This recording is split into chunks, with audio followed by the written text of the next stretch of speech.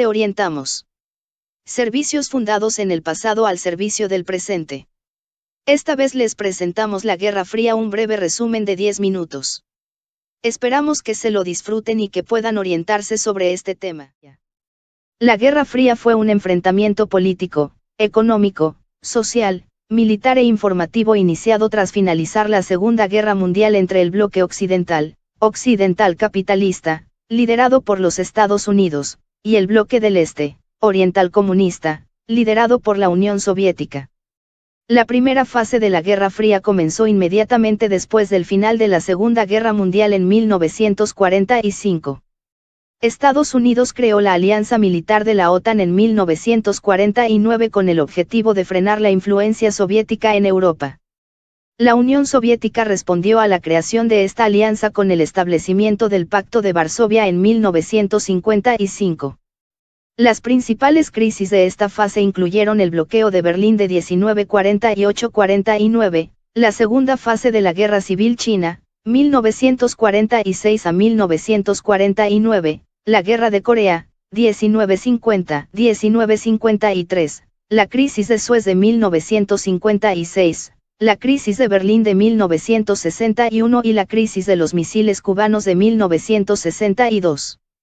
La URSS y los Estados Unidos comenzaron a competir por la influencia en América Latina, Oriente Próximo y los estados recién descolonizadores de África y Asia, donde el comunismo tenía una gran fuerza y donde se vivieron enfrentamientos tales como la emergencia malaya o la guerra de Indochina. Después de la crisis de los misiles cubanos, comenzó una nueva fase que vio cómo la ruptura sino-soviética entrecomplicaba las relaciones dentro de la esfera comunista, mientras que Francia, aliado de los Estados Unidos, comenzó a exigir una mayor autonomía de acción, llegando incluso a abandonar la OTAN 1-2. La URSS invadió Checoslovaquia para reprimir la Primavera de Praga de 1968, mientras que Estados Unidos experimentó una agitación interna del movimiento de derechos civiles y la oposición a la guerra de Vietnam. En las décadas de 1960 y 1970, un movimiento internacional por la paz se arraigó entre los ciudadanos de todo el mundo. Se produjeron movimientos contra las pruebas de armas nucleares y por el desarme nuclear, con grandes protestas contra la guerra. En la década de 1970, ambas partes comenzaron a hacer concesiones para la paz y la seguridad, marcando el comienzo de un periodo de distensión que vio las conversaciones estratégicas de limitación de armas y las relaciones de apertura de los Estados Unidos con la República Popular China como un contrapeso estratégico para la URSS. La fase de estabilidad se derrumbó a finales de la década con el comienzo de la guerra afgano-soviética en 1979.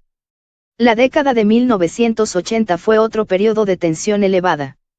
Estados Unidos aumentó las presiones diplomáticas, militares y económicas sobre la Unión Soviética, en un momento en que ya sufría un estancamiento económico. A mediados de la década de 1980, el nuevo líder soviético Mikhail Gorbachev introdujo las reformas conocidas como Glasnost 1985 y Perestroika 1987 y puso fin a la participación soviética en Afganistán.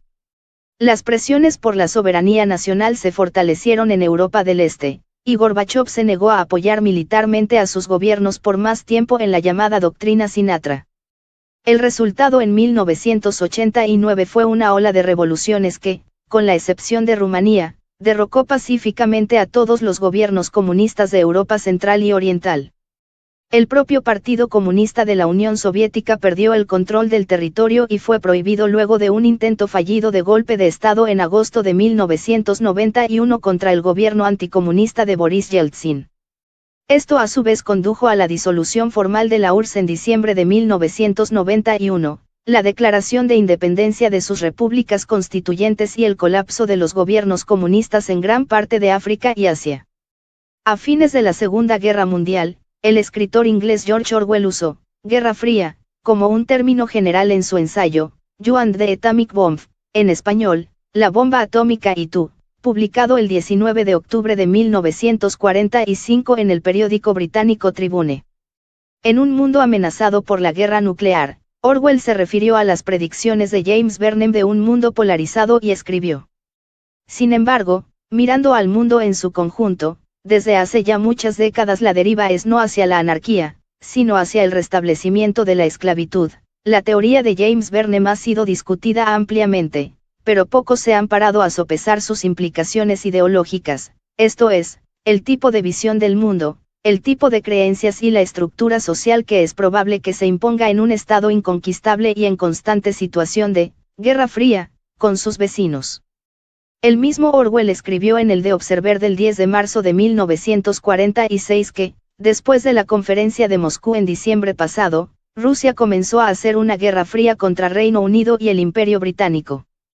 El primer uso del término para describir específicamente la confrontación geopolítica entre la Unión Soviética y los Estados Unidos de posguerra fue en un discurso de Bernard Berek, un financiero e influyente asesor presidencial estadounidense, el 16 de abril de 1947.5. En el discurso Berek dijo, no nos engañemos, estamos inmersos en una guerra fría. El término fue popularizado por el columnista Walter Lippmann con su libro The Cold War 6 cuando se le preguntó en 1947 sobre la fuente de la expresión. Lippmann lo remontó a la guerre froide, un término francés de los años 30. Antecedentes. Existe un cierto desacuerdo sobre cuándo comenzó exactamente la Guerra Fría. Mientras que la mayoría de historiadores sostienen que empezó nada más acabar la Segunda Guerra Mundial, otros afirman que los inicios de la Guerra Fría se remontan al final de la Primera Guerra Mundial, en las tensiones que se produjeron entre el Imperio Ruso, por un lado, y el Imperio Británico y Estados Unidos, por el otro. El choque ideológico entre el comunismo y el capitalismo empezó en 1917, tras el triunfo de la Revolución Rusa, de la que Rusia emergió como el primer país socialista. Este fue uno de los primeros eventos que provocó erupciones considerables en las relaciones ruso-estadounidenses. Origen del término. Algunos eventos previos al final la Primera Guerra Mundial fomentaron las sospechas y recelos entre soviéticos y estadounidenses, la idea bolchevique en el cual el capitalismo debía ser derribado por la fuerza para ser reemplazado por un sistema comunista. La retirada rusa de la Primera Guerra Mundial tras la firma del Tratado de Brest-Litovsk con el Segundo Reich. La intervención estadounidense en apoyo del movimiento blanco durante la Guerra Civil Rusa y el rechazo estadounidense a reconocer diplomáticamente a la Unión Soviética hasta 1933.10. Junto a estos diferentes acontecimientos durante el periodo de entreguerras agudizaron las sospechas. La firma del Tratado de Rapallo y del Pacto Germano-Soviético de no agresión son dos notables ejemplos.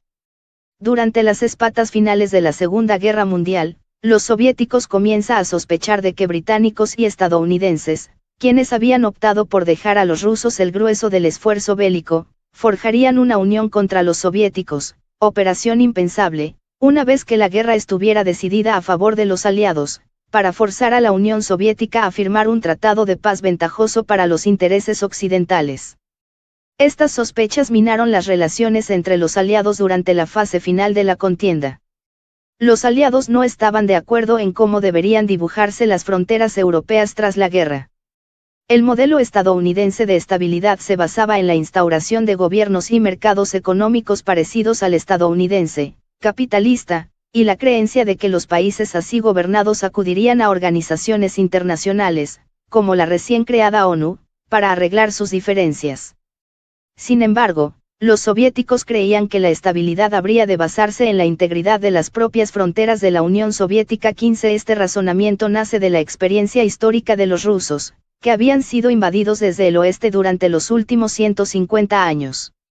El daño sin precedentes infligido a la Unión Soviética durante la invasión nazi, alrededor de 27 millones de muertos y una destrucción generalizada y casi total del territorio invadido, conminó a los líderes soviéticos a asegurarse de que el nuevo orden europeo posibilitara la existencia a largo plazo del régimen soviético, y que este objetivo solo podría conseguirse mediante la eliminación de cualquier gobierno hostil a lo largo de la frontera occidental de la Unión, y el control directo o indirecto de los países limítrofes a esta frontera, para evitar la aparición de fuerzas hostiles en estos países.